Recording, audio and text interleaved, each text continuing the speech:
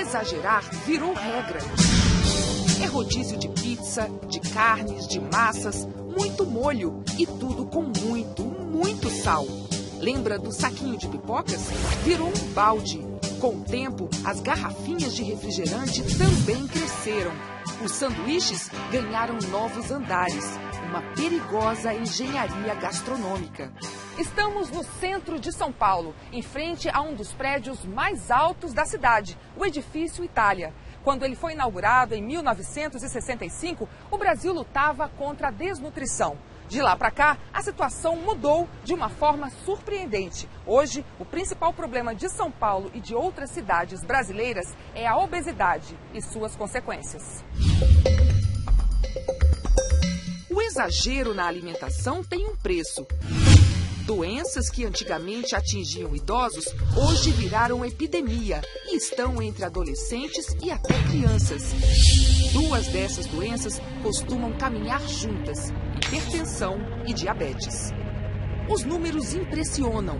Entre a população adulta, são mais de 30 milhões de hipertensos e os diabéticos já passam de 12 milhões.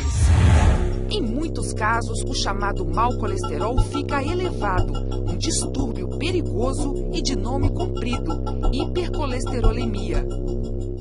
Muitas pessoas elas têm hipertensão, diabetes tipo 2 e hipercolesterolemia e precisam tomar remédio para as 3 doenças, muitas vezes mais de um remédio para diabetes tipo 2, mais de um remédio para hipertensão e um remédio para colesterol aumentado. Então, é um problema de saúde pública. Tanto a hipertensão como o diabetes são doenças crônicas. Elas não têm cura, mas podem ser controladas com medicamentos e bons hábitos de vida, exercícios físicos, alimentação regrada, sem cigarros e bebida alcoólica. Do contrário, as duas doenças costumam ter graves consequências. No caso do diabetes, problemas renais, cardiovasculares e até cegueira e amputações. A hipertensão é igualmente perigosa. A hipertensão arterial é o principal fator de risco para o desenvolvimento das doenças cardiovasculares, do tipo infarto do coração, derrame cerebral, insuficiência renal com necessidade de diálise. Por isso a hipertensão é tão perigosa e tão importante. É preciso também estar de olho na balança. Quase metade dos brasileiros está acima do peso.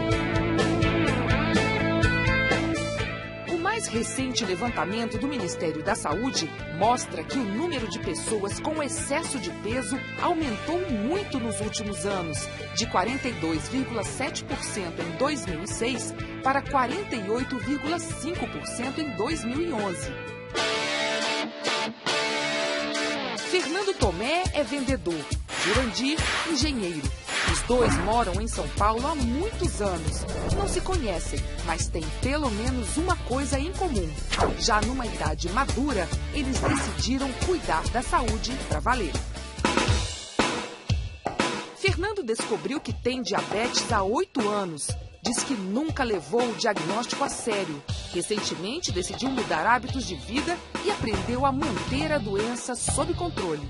A mudança foi mais na parte de alimentação. Exercício eu já fazia, continuo fazendo.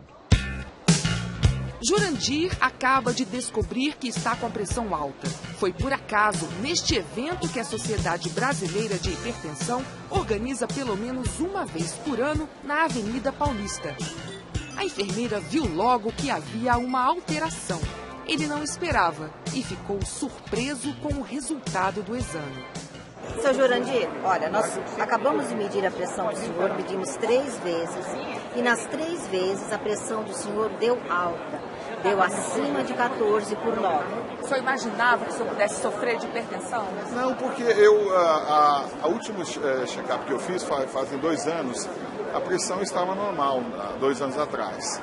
Então, alguma coisa deve ter acontecido e possivelmente pode ter sido peso, né? Então, acho que devo me cuidar. Realmente, vou procurar um médico e vou tentar voltar a fazer exercício. A hipertensão arterial acontece quando as artérias ficam mais estreitas e o sangue faz força para circular. Sem tratamento, com o passar dos anos, o paciente pode sofrer infarto, acidente vascular cerebral, também conhecido como derrame, lesões renais e outros problemas. E um dos principais inimigos do hipertenso é o sal, um mineral importante para o organismo, mas que deve ser consumido em pequenas quantidades, principalmente por quem tem pressão alta. O consumo máximo deve ser de 5 gramas por dia, ou 5 pacotinhos como este, encontrado em restaurantes. Cada um tem 1 grama de sal. Então, o paciente com hipertensão arterial, ele tem que ser instruído a diminuir a quantidade de sal da comida. A hipertensão é uma doença silenciosa, não tem sintomas. Por isso, é importante medir a pressão arterial pelo menos 1 vez por ano, principalmente na idade adulta. O ideal é que a pressão esteja em 12/8. Se em 3 medições ela estiver igual ou acima de 14/9, é bem provável que a pessoa já esteja hipertensa. Na hora de medir a pressão arterial, é preciso tomar alguns cuidados. Nos últimos 30 minutos, evitar café, cigarro, álcool e comida pesada. E descansar de 5 a 10 minutos. Se tiver praticado algum exercício físico, é preciso esperar mais, pelo menos 1 hora. Aí sim, a gente pode medir, não é isso? Vamos lá?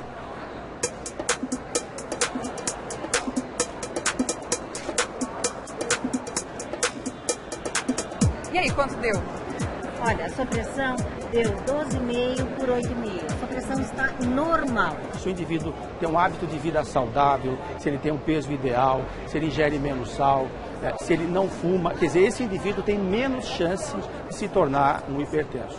Então, porque é uma doença controlável, uma doença que o indivíduo precisa saber para ele se cuidar, é importante que ele saiba que seja hipertenso. O controle é feito com mudanças nos hábitos de vida e com medicamentos. Além de se cuidar mais, Jurandir já decidiu ficar longe da agitação de São Paulo. Ele comprou uma casa na tranquila Paraty, no litoral do estado do Rio de Janeiro, onde passa os fins de semana. Há 2 anos, abriu um pequeno restaurante na cidade e pretende se mudar de vez. Jurandir já procurou um médico, está fazendo novos exames e caminhadas. Quando eu verifiquei que eu estava com 15 de pressão, eu falei, daqui a pouco eu vou ter um problema cardíaco, um problema de aneurisma, alguma coisa assim. E fatalmente o tempo ia trazer essas consequências. Se há tempo de revertê-las, e há, é só eu me dedicar um pouco agora, não só às panelas, mas também a andar um pouco, né? E fazer as compras a pé, mais a pé ainda, né? O vendedor Fernando Tomé, que é diabético, também precisou levar um susto para se cuidar melhor. Ele não se tratava corretamente, tomava os remédios, mas comia de tudo. Eu sempre gostei muito de salada, mas eu comia o que tivesse. Feijoada, mas não sei. O que viesse eu traçava, não sou muito ruim de comida, não. Um dia, Fernando foi visitar um amigo que tinha em casa um glicosímetro, o aparelho que mede o nível de glicose ou açúcar no sangue. O ideal é que em jejum o nível esteja no máximo em 99 miligramas por decilitro. Às vezes a gente estava batendo papo, ele falou, e você, como é que tá? Eu falei, de vez em quando eu vejo aí, eu não gosto de ficar muito vendo isso não, que eu acho meio paranoico.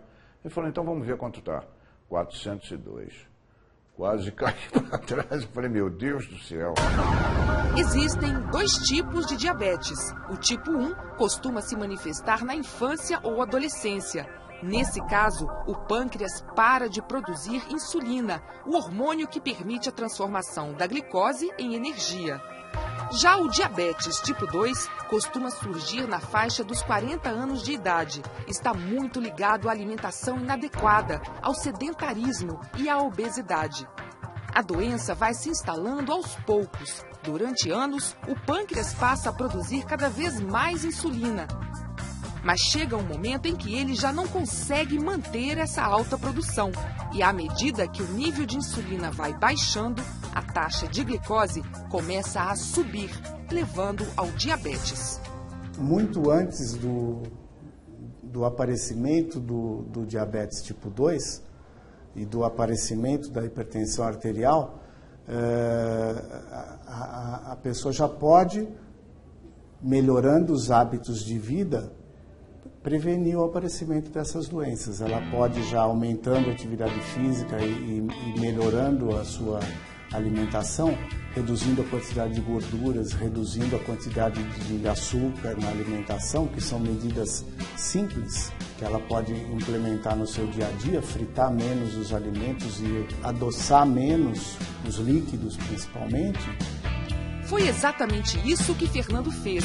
Mudou radicalmente os hábitos de vida. Procura fazer caminhadas, mesmo que seja nas ruas do bairro onde mora. Como sempre almoça fora, escolheu um restaurante com opções de verduras e legumes.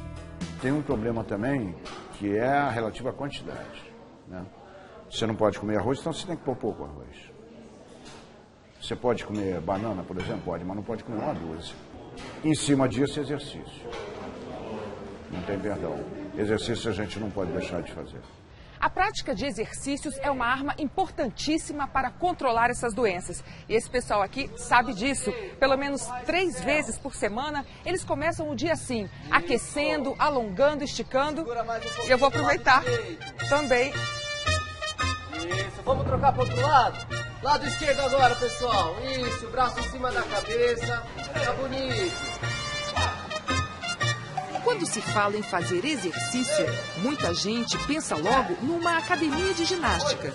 Mas, atualmente, atividades como essa, de graça e ao ar livre, se multiplicam nos parques e praças de quase todas as cidades brasileiras.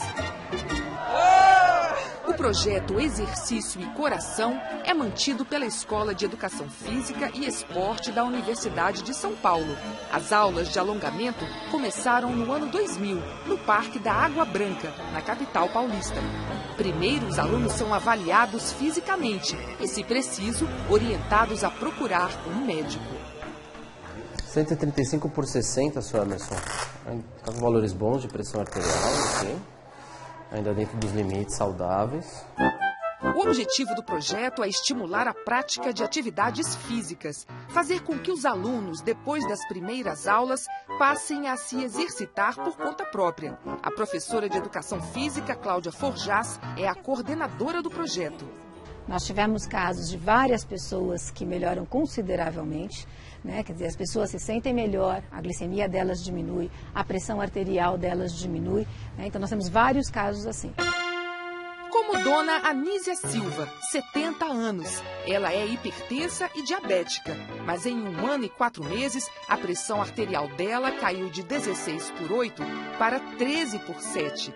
E a taxa de glicemia baixou de 125 para 113. Tem que fazer, né? Tem que vir. Vir todos os dias e fazer muita caminhada. Isso é a nossa saúde, que eu recomendo para todos os idosos que quer ter saúde, é fazer exercício. É isso aí, Dona Anísia. Vamos em frente.